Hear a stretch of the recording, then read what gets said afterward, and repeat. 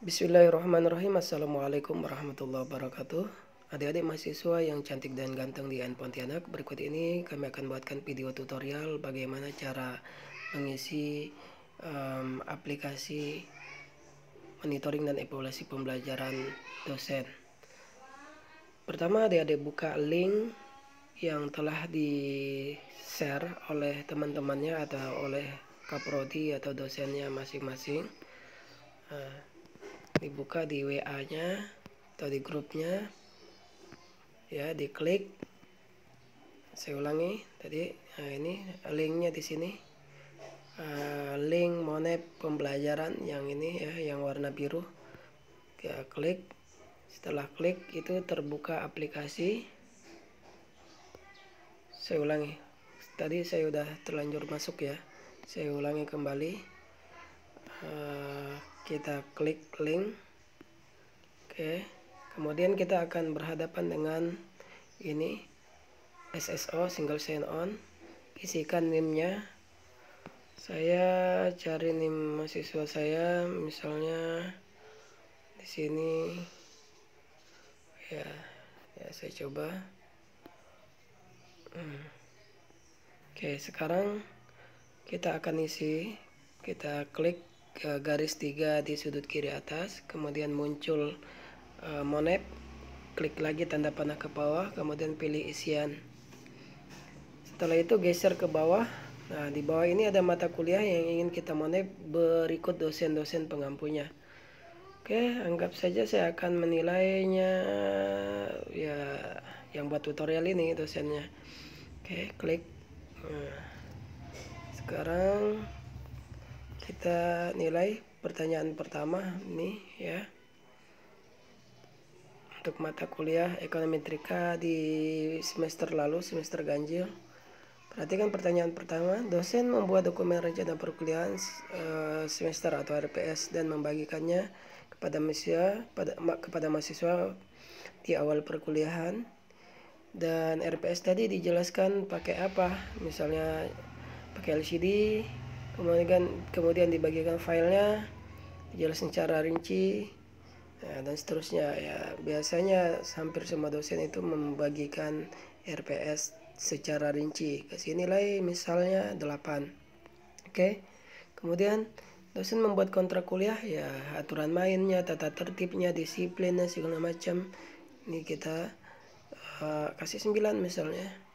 Kemudian dosen rencana perkuliahan semester atau RPS sudah memuat komponen-komponen ini ya. Mungkin ada yang tidak ingat, tapi rata-rata semua dosen kita mengacu pada standar RPS KKNI, Kerangka Kualifikasi Nasional Indonesia, dan standar nasional pendidikan tinggi. Maka RPS-nya biasanya sudah bagus. Tapi adik-adik harus objektif sesuai dengan yang ditampilkan oleh dosen yang bersangkutan. Misalnya saya isi 7, kemudian proses pelaksanaan perkuliahan sesuai dengan kontrak kuliah apa tidak ya, 7 misalnya. Kemudian dosen mengisi absen kehadiran pada setiap, ya tentunya pada setiap tatap muka atau pertemuan pasti mengisi absensi. Kemudian lanjutkan, dosen memberikan penjelasan yang memadai untuk setiap persoalan mahasiswa yang didiskusikan di kelas ya, si 8 misalnya. Kemudian dosen mengutamakan proses interaksi dua arah ya. Kemudian dosen mengajak mahasiswa untuk berpikir komprehensif dalam konteks materi ya, iya. Kemudian proses pembelajaran dilakukan mengaitkan atau menggabung materi ajar dengan disiplin ilmu yang sejalan untuk mencapai capaian pembelajaran atau learning outcome. Oke, 9. Proses pembelajaran mengutamakan pendekatan ilmiah sehingga tercipta lingkungan akademik yang berdasarkan kaidah dan pengetahuan ya, bukan intuisi atau ramalan ya.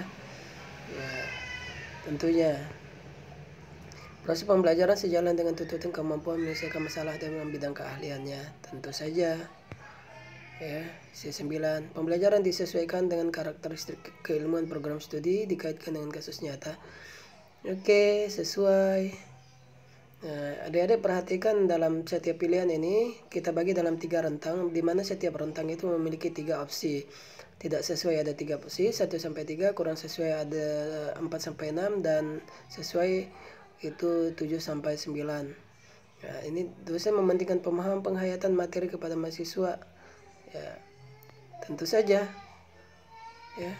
Kemudian proses pembelajaran bersama dilakukan yang melibatkan interaksi antar mahasiswa untuk menghasilkan sikap, pengetahuan, dan keterampilan. Ya. Kemudian proses pembelajaran mengutamakan pengembangan kreativitas, kemandirian, mencari dan menemukan pengetahuan. Iya. Kemudian dosen mengalokasikan waktu pembelajaran sesuai dengan ketentuan perundang-undangan ya, di mana satu SKS itu sama dengan 70 menit, 50 menitnya tatap muka, 20 menitnya tugas, bisa dikerjakan di luar kelas, tidak mesti di dalam kelas.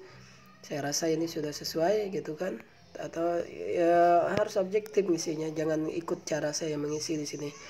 Kemudian dosen konsisten mematuhi jumlah tatap muka ya, kalau kurang harus nambah dong, jangan 12 kali pertemuan kemudian tanda tangannya dirapel. Kalau tanda tangan dirapel kasih kurang sesuai, kalau sudah sesuai ya kasih 9.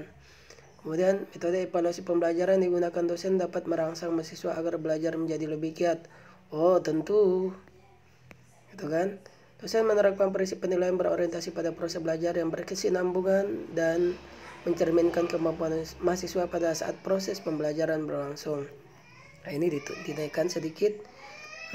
Biasanya dalam bentuk take home, penugasan, makalah, dan segala macam itu adalah melihat proses ya, tidak semata-mata ujian essay atau pilihan ganda saja yang tidak memperhatikan proses pembelajaran. Oke. Isi. Kemudian dosen melakukan penilaian berdasarkan pada standar yang disepakati di RPS atau kontrak kuliah secara serta bebas dari pengaruh subjektivitas. Jangan pula dosennya sakit hati lalu penilaiannya buruk gitu kan. Tapi juga di sisi lain dosen juga menilai attitude atau sikap mahasiswa, tidak semata-mata knowledge dan skills. Oke, kita isi 8 misalnya. Kemudian penilaian dilaksanakan dosen berdasarkan prosedur dan kriteria yang jelas disepakati pada awal perkuliahan. Oke, kriterianya harus jelas. Jangan nanti suruh beli buku dan dikasih nilai A gitu. Itu kan tidak sesuai. Oke, kita kasih 8. Kemudian hasil pembelajaran dapat diakses oleh mahasiswa atau pihak lain, pihak akademik yang berkepentingan tentunya karena sudah diumumkan di Sakat. Kemudian hasil akhir penilaian evaluasi pembelajaran dilakukan merupakan gabungan antara berbagai teknik instrumen penilaian yang digunakan.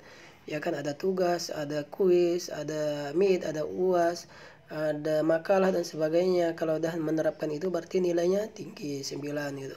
Terus memberikan kesempatan untuk mempertanyakan hasil penilaian. Oh iya dong.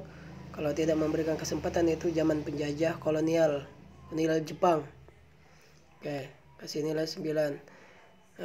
Dosen mendokumentasikan penilaian proses hasil belajar mahasiswa secara akuntabel dan transparan.